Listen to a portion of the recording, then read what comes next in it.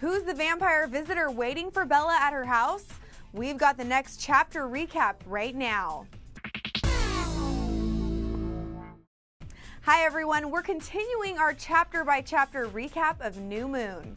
Today we're at chapter 17 called Visitor. Bella recognizes the beautiful creature in front of her. It's Alice. Bella flings herself towards Alice to hug her, and then they move to the couch to relax as Bella breaks into tears of joy. Alice had rushed to the house as Bella noticed Alice is a bit hungry. She asks how Bella is still alive, referring to her jump. Apparently, Edward hadn't believed that she jumped, imitating her brother by saying Bella promised. Bella breaks in to tell Alice that she was cliff diving, not trying to commit suicide, even explaining that Jacob saved her.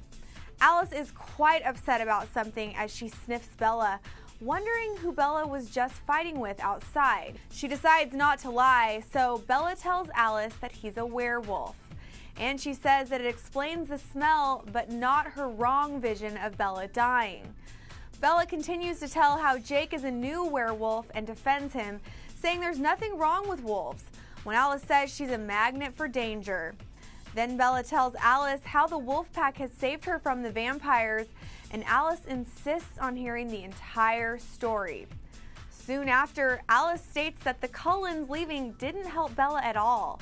Bella begs Alice not to leave, and she promises not to go anywhere that night, probably because Bella looks like hell, according to the Cullen vampire.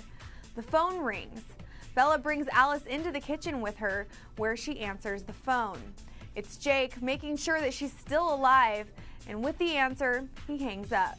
Alice promises to come back shortly as she needs to hunt and gather some clothes for the evening. In fact, she's back after Bella's had a bite to eat. We find out that Alice wasn't in Denali, saying that Jasper didn't approve of her trip back to Forks. When Charlie arrives, Alice says hello, and he's more so wondering if Edward is around, although he doesn't exactly ask. Of course, she stays the night, and it's impossible for Bella to stay awake, even though she wants to talk to Alice all night long. When Bella wakes on the couch, she hears Alice and Charlie in the kitchen talking about Bella being lovesick. He takes the discussion all of the way through Bella's emotional state from when Edward left to present time when she's found a boy, namely Jacob. Charlie even asks squarely if Edward is coming back, and Alice announces that he doesn't even know she's in Forks and that he is somewhere in South America. Up next, Alice catches up Bella with what the Cullens have been up to, all of them except Edward. Carlisle was busy teaching part-time at Cornell and working nights at Ithaca. Emmett and Rosalie had returned from a honeymoon in Europe.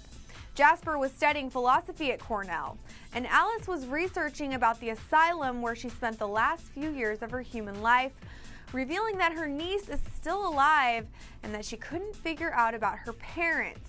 However, she had realized that the day she'd gotten admitted to the asylum was the date on her gravestone.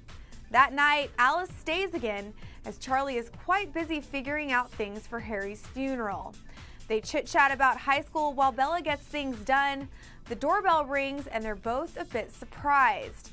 Alice announces that she has a fairly good idea it's Jacob or one of his friends, and she's set to step out. Bella insists that she doesn't go anywhere, yet Alice still escapes from the house. Of course, that's right where Stephanie Meyer ends the chapter, always at a good part when we want to know more. So what did you guys think about chapter 17, Visitor? Did you like Bella's visitor? Today's question is, even though Alice can see the future, why can't she envision Jacob or any of the other wolves? Leave your answer in the comment section below or via video response. Thanks for watching our chapter by chapter New Moon recap. I'm Jocelyn Davis from Clever TV, and we'll see you next time.